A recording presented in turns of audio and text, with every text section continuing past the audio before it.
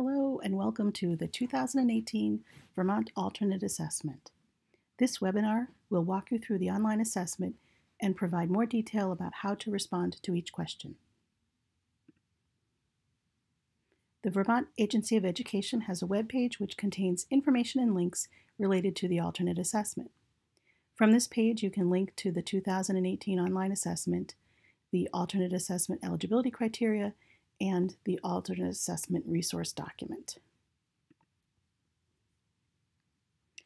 In this webinar, we're going to walk through the assessment from start to finish so that you can see what questions are asked and get some guidance in how to respond to each one. This should give you a good overview of the content and format of the assessment. Here are the different sections of the assessment.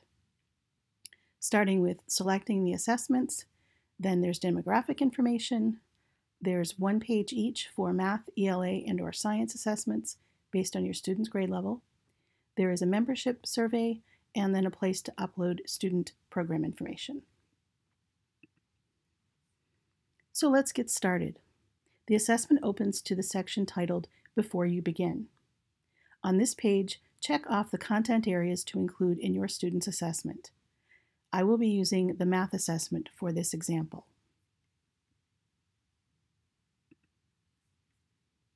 This chart shows the student grade levels in the top row. The assessments that are conducted for that grade are displayed in the rows below.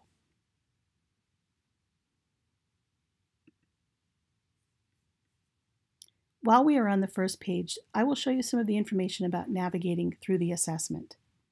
First, at the bottom of each page, you can choose to either go to the next page or to save the current page. If you want to move to the next page, you have to complete the questions on the current page. If you have incomplete entries for any of the questions on the current page, a red text bar will appear and prompt you with the information that is needed. You can then return to the page and edit your responses at any point. You can also save the current page and complete it later. You will be prompted to either copy the link displayed or to have the link emailed to you.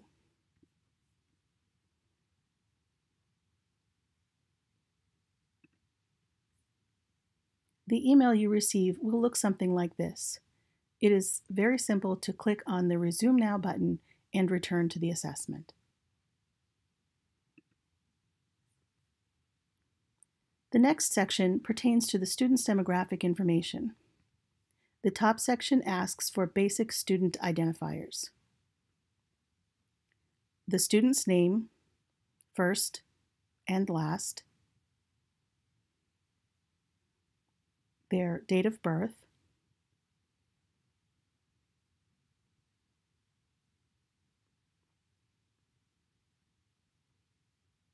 the student ID,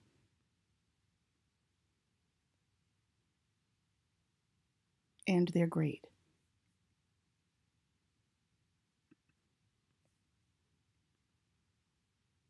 Where it says date submitted, you can enter the current date. You can come back and change this if necessary. Where it says school name, use the drop-down menu to enter your school's name, and do the same for the district name.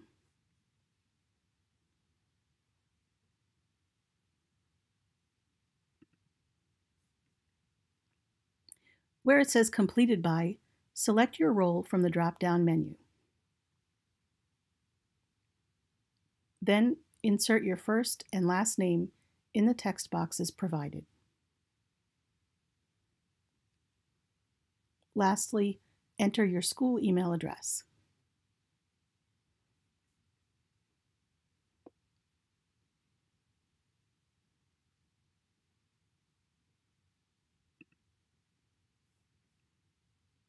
We are now done with the student identifiers, and there are a couple of questions about the student and their capabilities in the student profile section. The student profile starts with questions about the student's vision and hearing status.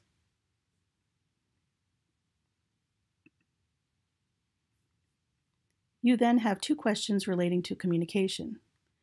The first asks about the ways in which your student communicates, and you check all that apply. The second one asks you to estimate how many words your student can produce using any or all forms of communication.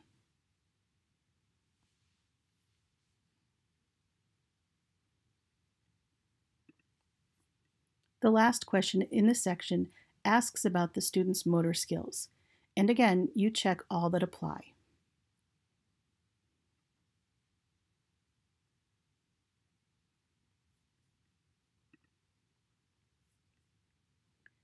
There is a text box at the bottom of this page where you can include any information about the student or their program that you may think is relevant to this assessment.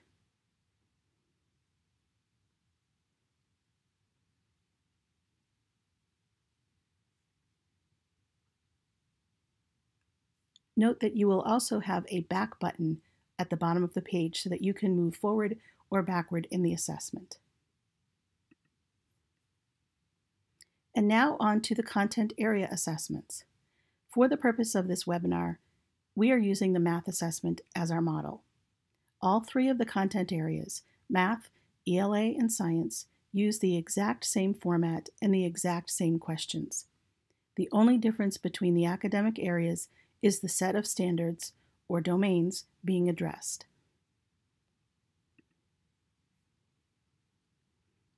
At the top of each content area assessment, you will find a set of questions that relate to content area instruction.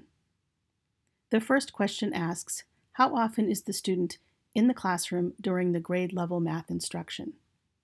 100% means the student is present for all of the class instructional time, and 0% means they are not present at all. In my example, the class has 60 minutes a day of math, and my student is there for 45 minutes, so they are present for 75% of the instructional time.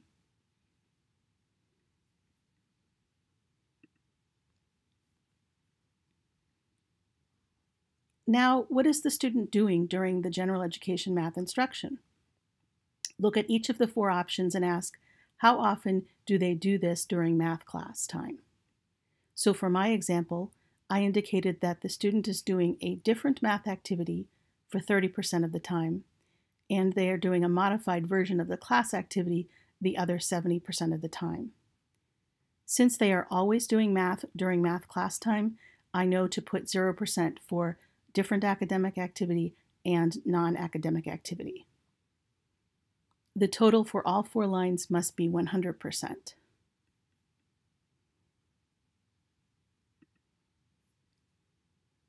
If you indicated in the previous question that the student has no participation in the general education math class, then select 100% on the line No GE Instruction in Math.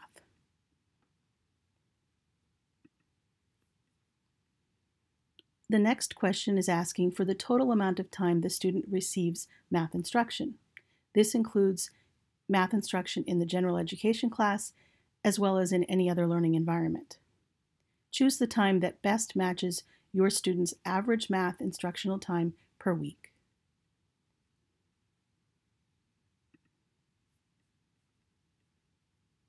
Given the total amount of math instructional time from the last question, indicate who is providing that math instruction.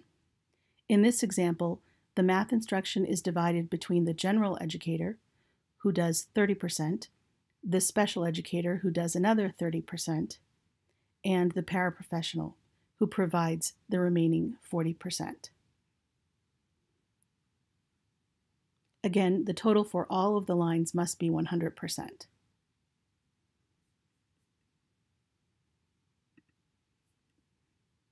Moving on, we will look at how the standards are represented in the student's educational program. The standards for each academic area have been grouped into a few sets called domains. When you complete the assessment, you will have access to the resource document showing you the specific skills and concepts in each domain. Here is a quick view of the first page of that document.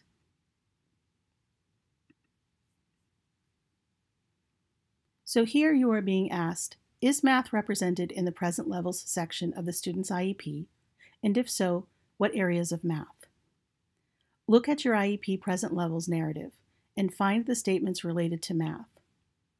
then see which domains these statements cover. So in my example, I was able to find present level information related to numbers and geometry. When you are done, you should have checked all of the domains that you feel are represented in the present levels section of the student's IEP. If math was not referenced in any way in the IEP present levels, check off these were not addressed.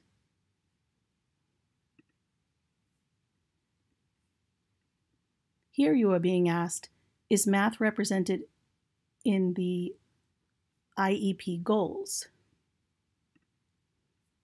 section of the student's IEP? Does the student have math goals, and if so, in what areas?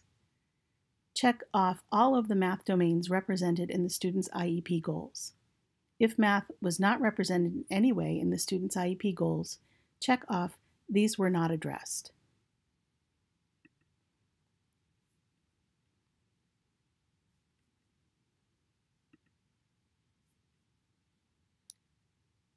Which areas or domains were included in the student's math instruction this year? Check all of the domains that apply. You can see that even if you didn't include a domain in the IEP present levels or goals, you may still have provided some instruction in that domain.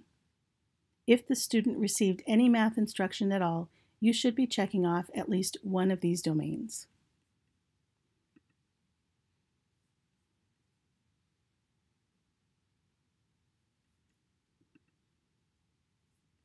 Which of these areas included in instruction showed progress?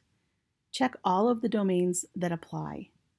If the student did not make any progress in math this year, you can check off these were not addressed.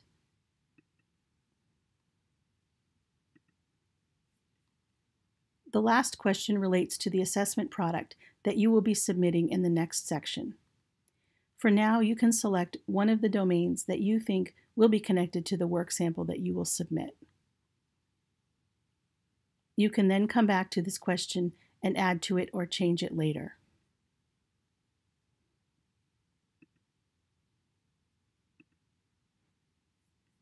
The last section of the assessment focuses on an artifact or product of the student's work.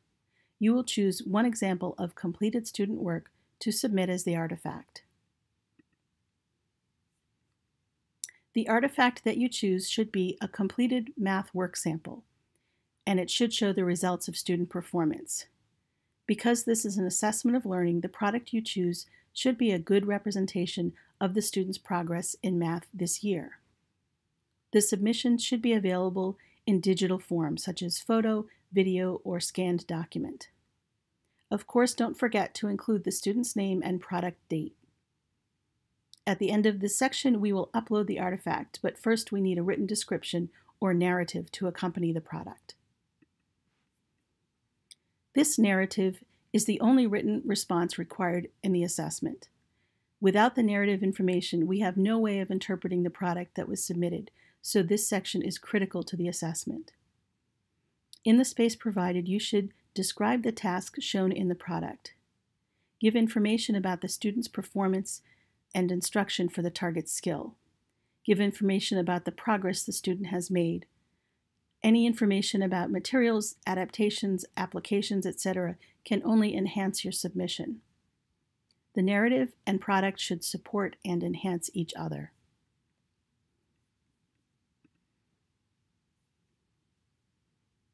Here is a brief sample of a narrative entry. In this example, I identified the domain and the target skill. I described the instruction that took place, including the student's role and the instructor's role. And I gave information about the student's performance before and after instruction. Now you are ready to upload your artifact in digital form. You can upload multiple items if you feel they will strengthen your submission. Once that is done, the math assessment is complete. Choose to save or move to the next screen. You would then go on to complete the ELA and science if that was required for your student's grade. Remember, the ELA and science assessments are identical to this math assessment, except for the specific groups of standards being addressed. The second to last section is the membership and participation survey. The survey asks you to respond to questions about the student's general education, membership, and participation. The survey presents a statement or indicator, and you identify how often the statement is true for this student. Your response options are all of the time, most of the time, some of the time, and none of the time. The response NA, or not applicable, should be used only if the particular activity referenced in the indicator is not applicable to any students in that grade.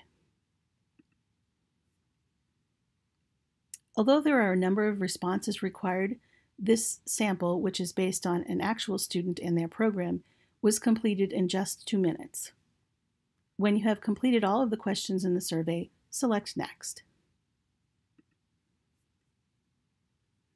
The final selection provides a place for you to upload educational documents that relate to your student's program.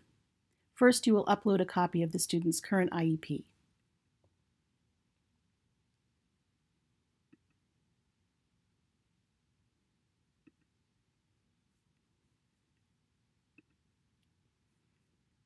If the IEP does not include progress reports on IEP goals and/or does not show academic progress, then you will need to upload these documents.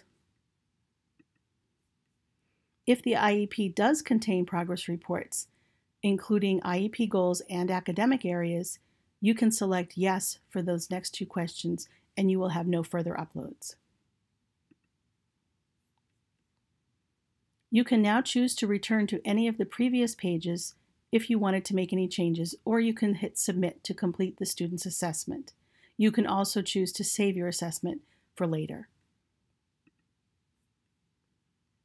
Thank you so much for your time in viewing this webinar. We hope that it will help you completing your students' alternate assessments.